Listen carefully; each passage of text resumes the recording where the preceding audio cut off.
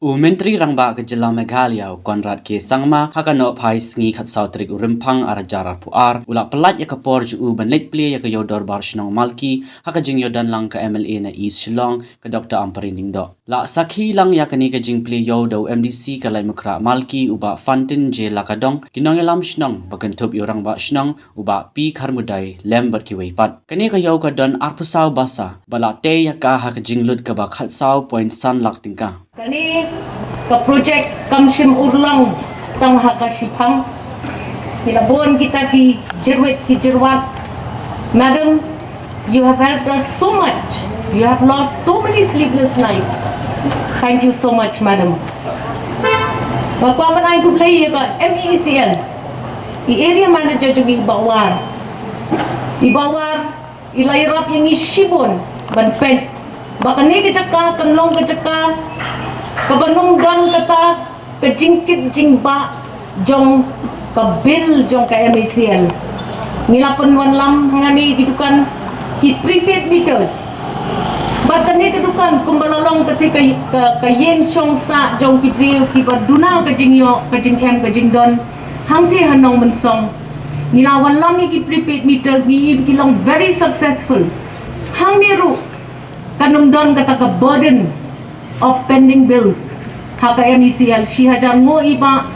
war ibalawan man bang idon kam banirap ini ya kene ka kam ngai kublei MDC jungi iru iladai wayu bodlo banirap man pun ulong ya kene kejaka kumba PUE si hajar ngo iba fenten lakadong kidang eklet ikajat jong fi tangba niong ya fi como MDC pila day shisha bola tenrong lem ya kita kijinge bola tenrong lem man penurlong ya kani kecaka kumbakalong nginget bai MDC ban nga menta ngin betenden TP kibayo benta hakani kedukan bapin nangke bapin senyang bapin pelong ya kini kedukan kibajok ngai kublai ya ka seng samla jong ka Shnong ngamla ban klet khamtam lili bab Kennedy bangi khoti ki ba raja bang Plie hadwar ublai ila de uwai ni kita ki samla iba ha ka jingim ka balingkot ka jong i ila e no ye kita ki jingken mau e jong i ye i ha ka por bangi dang ye shna ye ka project Kennedy nabeneng nang penduai nang kukula mingi ipalayo benta ya kata kakam babhag bokilale ngamla ban klet lemda ai kerteng ipa jun sta kharbuli wai niki khana samla baladan rengkat patni met last step ban pelong ya kane kejing pos new jungi kumbakalong meta kasni ki members jong kaseng samla ki contractors ki beneficiaries ki balayarap yang aman shnai kani kedukan lemda ai kerteng ye pi wei si hajar ngo bangilala bangin poi sya kani kathong ban pen ya kani ka project kan urlong bakam tei ya ka imlang kasalang. Today's program I would say is one of the most meaningful programs that I've been to. And the reason I say that is because whatever we are doing here today is going to change the lives of people.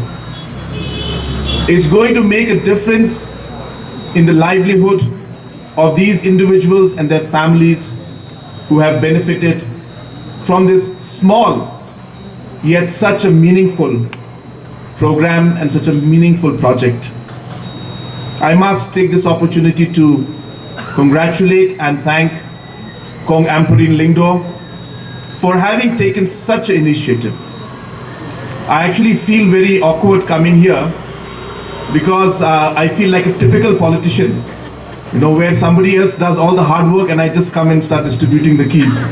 and look as if I'm taking all the credit. So it's very odd, but I do thank her for having invited me to be part of this wonderful celebration, I should say, where we'll be celebrating the lives and the livelihood of these 25 individuals and their families who will be beneficiaries of this project.